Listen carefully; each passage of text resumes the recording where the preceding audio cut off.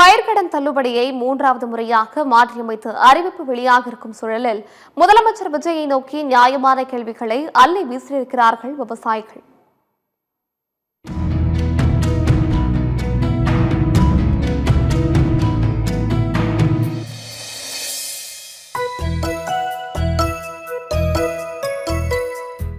லாபத்திற்கு உத்தரவாதம் இல்லாத தொழில்தான் வேளாண் தொழில். இயற்கையோடு நடத்துகிற கண்ணாமூச்சி ஆட்டமாக வேளாண்மை இருக்கும் நிலையில் பயிர்க்கடன் தள்ளுபடி அறிவிப்பும் கண்ணாமூச்சி ஆட்டமாகவே உள்ளது என்பதுதான் கள யதார்த்த நிலை. சட்டமன்ற தேர்தல் பரப்புரைகள் தாவேக தலைவராக முதலமைச்சர் விஜய் விவசாயிகளுக்கு அளித்த வாக்குறுதியை நீங்களே கேளுங்கள். இது மற்றவங்க மாதிரி தேர்தல் வாக்குறுதின்னு சொல்லி ஏமாத்துறது கிடையாது. நம்மளை நம்புற மக்களுக்கு நம்பிக்கை தர்றது.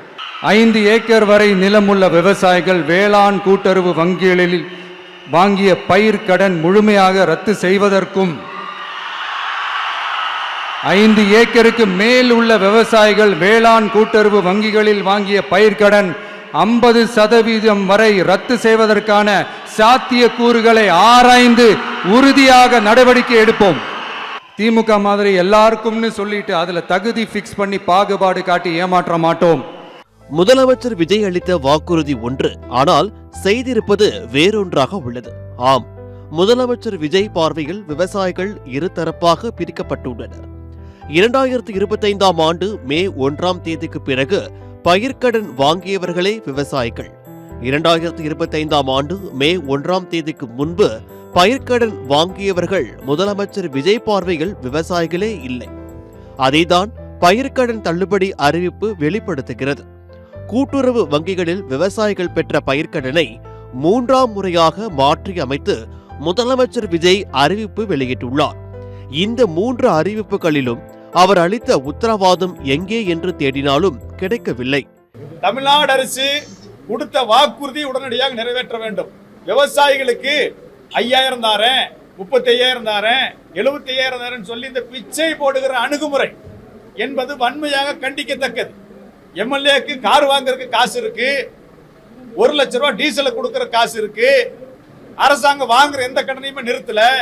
ஆனா விவசாயிகளுக்கு மட்டும் கடன் தள்ளுபடி பண்ண சொன்னா நிதி நெருக்கடின்னு சொல்றாங்க. நாங்க எல்லா சங்கங்களும் ஒருங்கிணைந்து மிக தெளிவாக வலியுறுத்தினோம். தேவையில்லாத திட்டங்களை விவசாயிகளுக்கு கார்பரேட்டுகள் பயணிக்கூடிய திட்டங்களை நிறுத்திட்டு அந்த தொகையை எடுத்துக்களை கடன் தள்ளுபடிங்கன்னு சொன்னோம். அதையும் அவர்கள் செய்யவில்லை. தொடர்ச்சியாக ஒரு சில அதிகாரிகளுடைய தவறான வழிகாட்டுதலில் இந்த அரசு இயங்குவதால் இந்த சோறு நிகழ்கிறது என்பதை இந்த கூட்டம் உண்மையாக நம்புகிறது. எனவே முதல்வர் அவர்கள் உடனடியாக விவசாயிகளுக்கு அளித்த வாக்கு நிறைவேற்ற வேண்டும். எல் நினோவின் தாக்கத்தால் தமிழ்நாட்டில் பருவமழை பொய்த்து போயிருக்கிறது. தண்ணீர் இன்றி பல இடங்களில் விவசாயம் கைவிடப்பட்டு விவசாயிகளின் வாழ்வாதாரம் கேள்விக்குறியாகி உள்ளது. இந்த நெருக்கடிகளில் இருந்து மீண்டு வர பாரபட்சமற்ற பயிர்க்கடன் தள்ளுபடியை எதிர்பார்க்கிறார்கள் விவசாயிகள். கடன் தள்ளுபடி அறிவிப்பிலே 3 முறை தமிழக முதலமைச்சர் அறிவித்து எங்களுக்கு எந்த பிரயோஜனம் இல்லை. ஏமாற்றம் ஏமாற்றம் ஏமாற்றம். விவசாயிகளுக்கு ஒவ்வொரு முறையும் என்னமோ 1, 2, 3ன்னு என்னமோ பிச்சை போற மாதிரி கிள்ளி போட்டுக்கிட்டு இருக்கு தமிழக அரசு, புதிய அரசு. நாங்க தொடர்ந்து அதனால நட்டமாயிட்டுறோம். மழை வெயில் இந்த மாதிரி நட்டமாகறோம். உரிய விலை இல்லை. அதனால விவசாய கடனை தள்ளுபடி பண்ணுன்னு கேட்கிறோம். அதை தள்ளுபடி பண்றதுக்கு அரசுக்கு ஆலோசனை கொடுக்கக்கூடிய IAS IPS இவங்கெல்லாம் ஒரு தவறான வழிகாட்டுதலை சொல்றாங்க. விவசாய கடன் தள்ளுபடினா இவங்களுக்கு கசக்குது. விவசாயி வாங்கின கடனை முழுசா தள்ளுபடி பண்றேன்னு சொல்லிட்டான் முதலமைச்சர் வாக்குறுதி கொடுத்தாரு. அந்த வாக்குறுதியை நிறைவேற்றணும். எங்களுக்கு முழுசா கடனை தள்ளுபடி பண்ணி எங்களுக்கு மீண்டும் பயிர் செய்யறதுக்கு விவசாய கடன் கொடுத்தா தான் நாங்கள் விவசாயம் செய்ய முடியும். இல்லைன்னா விவசாயம் யாரும் செய்ய முடியாது. சிறு குறு விவசாயிகளுக்கு 1 லட்சம் பாக்கி இருந்தால் 75,000 தள்ளுபடி என கூறியுள்ளார். அதை வரவேற்கிறோம். ஆனால் அனைத்து விவசாயிகளுக்கும் இதை கொடுத்திருந்தால் நன்றாக இருந்திருக்கும். என்ன இருந்தாலும் விவசாயிகளுக்கு இது கொஞ்சம் கொஞ்சமாக நீங்கள் சொல்லிட்டு வர்றது மிகவும் சிரமமாக இருக்குது. விவசாயிகளின் பயிர்க்கடனை ஏன் தள்ளுபடி செய்ய வேண்டும் என்பது குறித்து சமூக ஆர்வலர் சிவபாண்டியன் கூறிய கருத்து கவனத்தை ஈர்த்துள்ளது. ஆய்வின்படி இந்திய அரசாங்கம் விவசாயிகளுக்கு கொடுக்கிற எல்லா மானியமுமே அவங்களுடைய உற்பத்தி செலவுல வெறும் 11% தான்னு கண்டுபிடிச்சிருக்கு. இந்தியாவில் வறுமை கோட்டிற்கு கீழே பல மக்கள் வசிக்கிறதால இந்திய அரசாங்கத்துடைய கொள்கை எப்பவுமே உணவுப் பொருளுடைய விலையை உயராம பார்த்துக்கிறது. அதுக்காக பல சட்டங்களும் கட்டுப்பாடுகளும் நடைமுறையில் இருக்கு. அந்த சட்டங்களும் கட்டுப்பாடுகளும் என்ன செய்யுதுன்னா விவசாயிகளுக்கு சந்தையில் கிடைக்க வேண்டிய விலையில் 40% குறைச்சிருது. உதாரணத்துக்கு தமிழ்நாட்டில் அரிசி விளைவிக்கிற விவசாயிகளுக்கு மட்டும் நம்ம இந்திய சட்டங்கள் நடைமுறையில் இருக்கிறதுனால ஒரு வருஷத்துக்கு ஏற்படுற நட்டம் 1 லட்சம் கோடின்னு உணவை கொடுக்கிற விவசாயிகளின் லாபத்தை நாம் பறித்துவிட்டு அவர்களுக்கு நியாயமாக சேர வேண்டிய உரிமையான கடன் ரத்தை நாம் திருப்பி கொடுப்பது தானே ஒரு ஜனநாயக நாட்டில் சரியா இருக்கும்.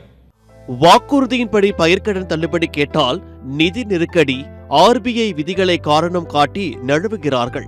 ஆனால் அனைத்து எம்எல்ஏக்களுக்கும் கார், வாகன பராமரிப்பு படி என மக்கள் வரிப்பணத்தை வாரி வழங்கியுள்ளார் முதலமைச்சர் விஜய்.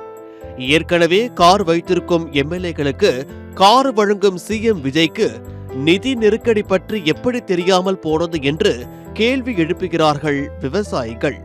விவசாயிகள் தங்கள் தேவைக்கு அதிகமாக எதையும் விற்பனைக்கு விளைவிக்க வேண்டாம், தற்சார்புடன் வாழ்வதற்கு மட்டும் விளைவித்துக் கொள்ளுங்கள் என்று இந்த அரசு விவசாயிகளை நோக்கி சொல்ல முடியுமா என்று விவசாயிகள் சவால் விடுக்கின்றனர்.